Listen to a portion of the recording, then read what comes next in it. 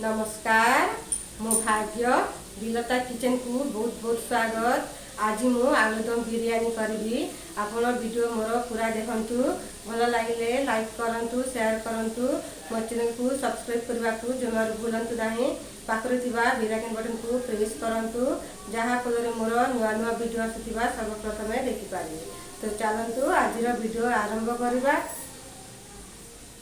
आलुदम बिरयानी करने कौन कौन नहीं चलतु प्रथम देखी नेबा। 4टा आलू को मु चपा छड़े की 2 फाड़ कर काटी नहीं। जीरा लंका गुंड हाफ चामच, हलदी गुंड हाफ चामच, बिरयानी मसला हाफ चामच, स्वाद अनुसार लुण, फ्रेश प्लेन दही नहीं। बड़ गोटे टमाटो को मु लंबा लंबा कर काटी नहीं। गोटा मसला, 2टा तेजपत्र, दालचीनी, धला गुजराती को मुझे छेची नहीं। बड़ गोटे प्याज को लंबा लंबा कर काटी नहीं। अदा रसुण पेस्ट, जीरा टिके, बिरयानी चावल गोटे गिलास नहीं। एबे गैस ऑन करके प्रेशर कुकर तेल देके मु प्रेशर कुकर को गरम कर सारी। तेल को गरम होगा को देबा। तेल गरम हो गलानी। एबे आमे प्रथम आलू को फ्राए करी नेबा। आलू को लाल हेबा जाए आमे फ्राए करी नेबा। देखंतु आलू फ्राए हो गलानी। एबे आलू को आमे काढ़ी नेबा।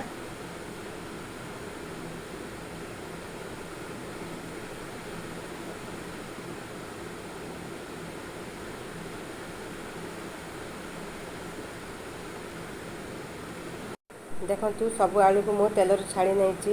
एबे सेम तेल रे जीरा पकेबा, तेजपत्र 2टा पकेबा, दालचीनी गुजराती को पकेबा आउ फ्राए हेबा को देबा।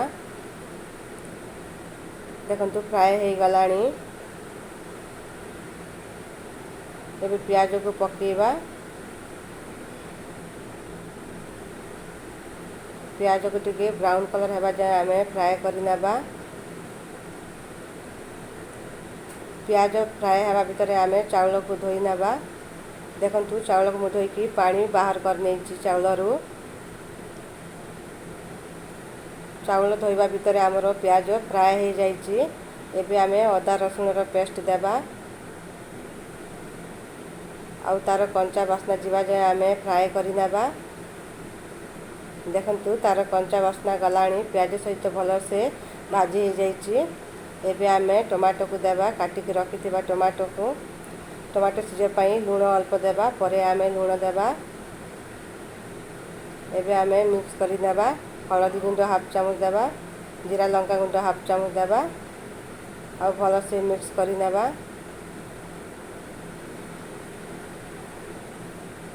टमाटो सिझे पई आमे कवर करके छाड़ी देबा 2 मिनिट। देखंतु 2 मिनिट हो गलानी। एबे आमे कवर काढ़ी की देखि नेबा टमाटो को। देखंतु टमाटो भल से सिझी जाइछि। टमाटो को भल से आमे मिक्स करी नेबा जेमती गोटा न रहे सेमती। देखंतु टमाटो भल से मिक्स हो जाइछि, किछि भी गोटा ना। मसला रे दही देबा पई आमे गैस को बंद कर देबा आ मसला ठंडा हेबा को छाड़ी देबा। मसला ठंडा हेले आमे दही देबा। मसला गरम थिबा टाइम रे दही देले दही फाटी जिवो। देखंतु हमर मसला ठंडा हो गलानी। एबे आमे बिरयानी मसला देबा, दही देबा,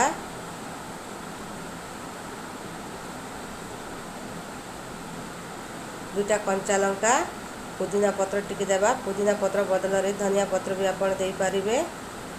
एबे आमे भल से मिक्स करी नेबा। एबे फ्राए हेतिबा आलू को देबा। भल से मिक्स करी नेबा। एबे आमे गैस ऑन करिबा पुनी थरे।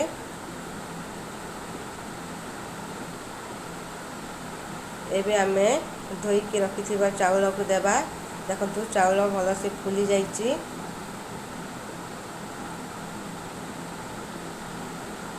चावल को मसला सहित भल से मिक्स करी नेबा।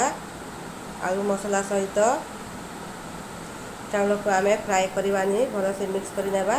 गोटे गिलास चावल रे आमे 1.5 गिलास पानी देबा।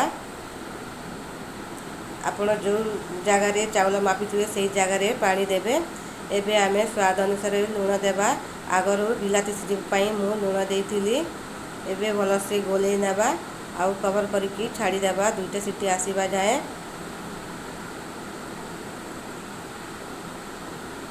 ଦେଖନ୍ତୁ 2ଟା ସିଟି ଆସି ସାରିଛି। ଏବେ ଆମେ ଗ୍ୟାସ୍କୁ ବନ୍ଦ କରିଦେବା ଆଉ ପ୍ରେସର୍ କୁକର୍କୁ ଥଣ୍ଡା ହେବାକୁ ଛାଡ଼ି ଦେଖନ୍ତୁ ପ୍ରେସର୍ କୁକର୍ ଥଣ୍ଡା ହେଇଯାଇଛି। ପ୍ରେସର୍ କୁକର୍ରୁ ସବୁ ଗ୍ୟାସ୍ ଯାଇଛି। ଏବେ ଆମେ କଭର୍ କାଢ଼ିକି ଦେଖିନେବା। ୱାଓ, ଆମର ଆଳୁଦମ୍ ବିରିୟାନୀ କେତେ ବଢ଼ିଆ ହେଇଛି। ଦେଖନ୍ତୁ ଏବେ ଗୋଟେ କଣ୍ଟା ଚାମଚ ନେଇକି ଆମେ ଏମିତି କରିନେବା। ଆପଣ ଏହି ପ୍ରୋସେସ୍ରେ ଆଳୁଦମ୍ ବିରିୟାନୀ ଥରେ ପ୍ରେସର୍ କୁକର୍ରେ କରନ୍ତୁ, ଦେଖିବେ ବହୁତ ବଢ଼ିଆ ଲାଗିବ। ଏବେ ଗୋଟେ ଆମେ ପ୍ଲେଟ୍ ନେବା ଆଉ ଗରମା ଗରମ ଆଳୁଦମ୍ ବିରିୟାନୀକୁ ଆମେ ସର୍ଭ କରିବା। ଆପଣ ଥରେ ନିଶ୍ଚୟ ଟ୍ରାଏ କରନ୍ତୁ। ନିଜ ଫ୍ୟାମିଲିଙ୍କ ସହିତ ବସିକି ଖାଇ ଏନ୍ଜୟ କରନ୍ତୁ। ନିଜ ଘରକୁ କୁଣିଆ ଆସିଥିବା ଲୋକଙ୍କୁ କରିକି ଦିଅନ୍ତୁ, ତାଙ୍କ ସହିତ ଏନ୍ଜୟ କରନ୍ତୁ। ଆଉ ଭଲ ଲାଗିଲେ ଆପଣଙ୍କ ଅନୁଭବ ମୋ ସହିତ କମେଣ୍ଟ ବକ୍ସରେ ସେୟାର କରନ୍ତୁ। ରହିଲି, ନେକ୍ସଟ ଭିଡ଼ିଓରେ ଦେଖା ହେବ। ନମସ୍କାର।